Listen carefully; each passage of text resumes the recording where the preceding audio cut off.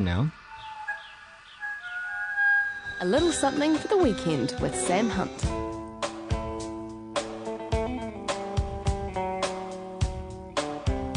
Ending the week, beginning a weekend, the only way we know how. With Sam Hunt this morning. Morning, Sam. Good morning, Whammo. Very good. Yeah. How's your week been? No, it's been busy. I've done a lot of it because I've got this next week. Yeah, next week I've got a new book of poems and a film, a documentary about me coming out. Oh, that's going out in the Rialto theatres. You know, so there's been a lot of. I've had to do a lot of those interviews. Not with the cops this week. That's good. I wasn't being cross-examined in the High Court this week. So lots of interviews around the place. Well, that's good. Oh well, I'm doing it because if it's just me, I wouldn't. But because the film involves other people, I sort of feel, what's the word, honour bound. Yeah. You know what I mean? I want to sort of see it do okay. I mean, the book looks after itself, but they're coming out on the same day. I mean, Gary McCormick had twins some months ago. Well, I'm having twins at the end of next week. Indeed. And it feels a bit like that, actually. But because a book of poems coming out is always a daunting affair. And of course, for the refresher, the name of the film was... The name of the film is Sam Hunt, and the subtitle Purple Balloon and Other Stories. That's right, and it's a story of your life up till now. No, it's a story of my life in the future. Yeah, okay. Yeah. No, it's not. It doesn't start on the 4th of July, 1946 exactly, but it's a documentary, and there's a lot of archival footage used. They've done actually Tim Rose and Jim Scott have done and I don't say that just out of mateship, but they've done a bloody superb job. Yeah. And David Kilgour and the Heavy Eights have supplied the music. They've done the theme music. In fact, on David DK's latest album, Left by Soft, I think 2 tracks from the film. Yeah, the theme music of Purple Balloon. Yeah. That's the last track on Left by Soft. Yeah, so it's been good. So I've been dealing with old friends and very good people, you know. Good. But I'm exhausted. But remember last week when we spoke, yeah, I was talking about this new anthology, the best of best New Zealand poems. And this week we were going to do the best of the best of the best. That's right. Well, just to explain, just quickly to anyone that didn't hear it last week, just to explain that in Wellington at I think Victoria University, and to do with the Victoria University Press, I think as well. Each year online they've done with a guest editor each year since 2001. They've had the best poems of that year, you know, in the opinion of the guest editor that year. Well, then to celebrate 10 years of this, it seems a bit ironic bringing a book out to celebrate 10 years of online stuff, but I thought it'd be the other way around. But they brought out a beautiful book, which I was talking about last week, the best of best New Zealand poems. Naturally, I think it's good because I'm in it. Each of the 64 poets are represented by one poem. And last week, we agreed that I would do the best of the best of. And it's been great, actually. I really mean this. It's surely a good sign of a sign of a very good anthology or collection. Yeah. When you come across, and I come across a lot of poems, but I've been coming across poems here by poets who I'd either not read, or in the case of Alan Brunton, who I've rediscovered. Alan Brunton was born the same year as me, 1946. He died in Amsterdam, very suddenly, I think, in 2002. Alan Brunton, and I'd like to read a poem, but but as well as that, I've come across poems which I love, which are really great poems by people like Rachel Bush.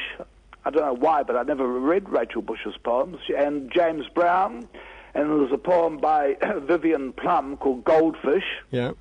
And the one that really stands out for me is a young woman from Te Kuiti. And that's the thing I love about, the poets actually pop up from all over the place. They don't just pop up from, say, Titirangi or Golden Bay, but you find them popping up in places like Te Kuiti, and her name's Ashley Young.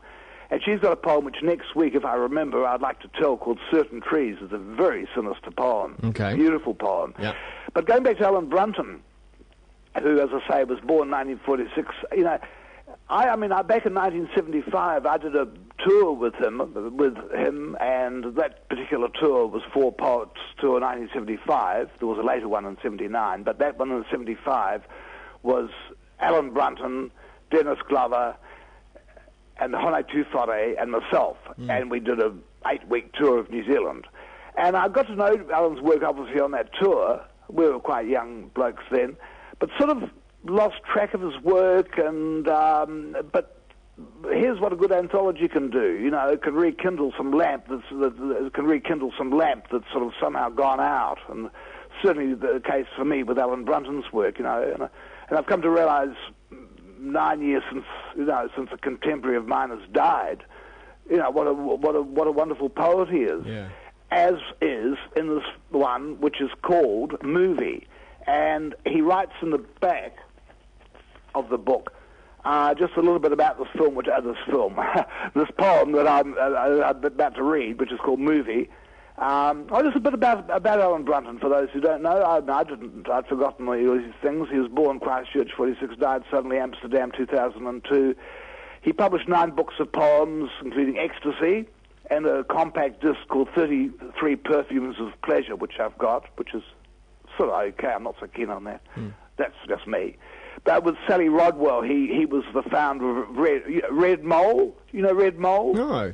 They were sort of radical theatre and things, and they toured Wellington. Well, they were Wellington-based, and then they were in New York, New Mexico, London, Amsterdam. Cool. Anyway, Brunton writes of this poem, which I'm about to tell you. He says, Movie. He commented on this, in fact, just shortly before his death, obviously, the same year. Movie, he says, is a death trip. Following the cortege from my father's funeral, a man gets lost. The journey fades into an earlier one through the mountains of Portugal. Everything falls apart. The man is left at his table with fragments of poems, just talking to someone who is not there. So I'll read you the poem. Yeah. It's an 8 short parts. Okay. And I love it. And look, if this poem was the only poem in the book, it'd be worth it for me. So it is the best of the best of the best. This is the best of the best of the best, and this is A.B. Alan Brunton, Movie. As I say, it's in 8 short parts. 1, I like dinner music. I like water in a clay jug. I like it when the water rains on me. 2, I was just a tourist in those mountains. I drove wildly down steep slopes through gorges and cascades. After the brutal descent, I arrived at a belvedere with a breathtaking view. 3, I will tell you something. In 1897, 3 fragments of a broken jug were discovered in Egypt. They were 3,000 years old. Poems were painted on the fragments. One of them is "The poet smells his lover's shirt." In 1951, French Egyptologists found 28 more pieces of the same jug, and the rest of the poem was restored. That sniff of sweetness instantly transports him to the South Seas. 4, a real dos poetas. I met a sage in a state of bliss who subsisted on a glass of milk each day. Below him stretched a great emptiness carved out of existence, the headwaters of the Mondego River. A short distance away was the birthplace of the discoverer of Brazil. 5, my father died in December when my brothers carried him to the low house reserved for dead soldiers. When it was my turn to speak, I recall driving through green paddocks in his Chevrolet, the road driving into my eyes. It was the first day of the holidays. We got lost in the traffic and separated from the cortege, so we stopped for sandwiches and beer and played billiards in a club. A band was set up to play, but after a dispute with the management, they took their gear away. I hope I never see that part of Auckland again. 6, language is my neighborhood. I live in Alphabet City. The people who live here open their hearts to the sun. Today was the birthday of Louis Braille, the inventor of a reading system for the blind. Today the Sputnik fell back to Earth. My horoscope says writing frequently will help you sustain a relationship with someone at a distance. 7, at night I watch the moon and imagine exciting places over the horizon. Only a fool does not see that the vast industrial economies are temporary. I say too much. My throat is infected with words. At the country hospital, I'm treated by a beautiful doctor. That evening we drink some wine in the valley on the balcony of the hotel. Look, she says, the moon is moving into the distance, 3 centimeters each year, which is the speed at which fingernails grow. We sing revolutionary songs until all hours, drinking to friendship between our two countries. In her language, the word for Sunday is resurrection. I leave the following morning. And 8. This existence is not original. Like love itself, the universe is mostly smoke and mirrors. I am I, the beginning of illusion. You are you, the center of confusion. I write to you alone at night, speaking into the silence. So that's movie. Awesome. Hey. Yeah. It's very marvelous. Astounding. Yeah, and so that's Ellen Brunton. Yeah. I've been loving the stuff.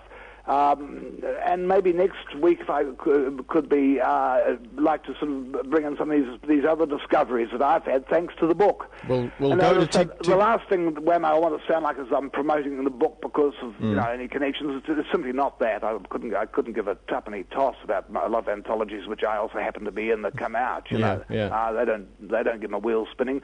But this one, it was edited by Damien Wilkins and Bill Manhire, really does. And like I said earlier, even if there are no other poems in the book, if it just said Alan Brunton's movie, I'd be a happy man. Yeah. And is it because did the first poem grip you? I mean, is that where it has to start, right at the beginning? No, well, he's not in the beginning. No, it's a poem. This book's done alphabetically, and the person in the front of the first is a well-established poet, but her poem doesn't do much for me, Fleur Adcock. I like a lot of her poems, but this one doesn't do it. So it's not but Alan Brunton's just...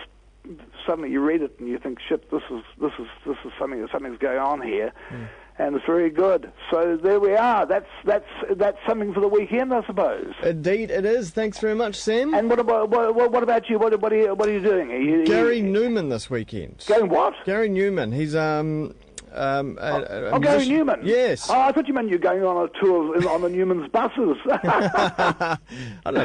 Are the Newman lines still around? I don't think. I don't think they are. Yeah. And where's Gary Newman playing? He's playing at the ASB Theatre in the Tier Centre. Really? Yeah. Oh, shit, I'm out of touch. Yeah. He's playing a whole album. I can't remember the name of the album, but he's playing. One of those sort of shows. Yeah. But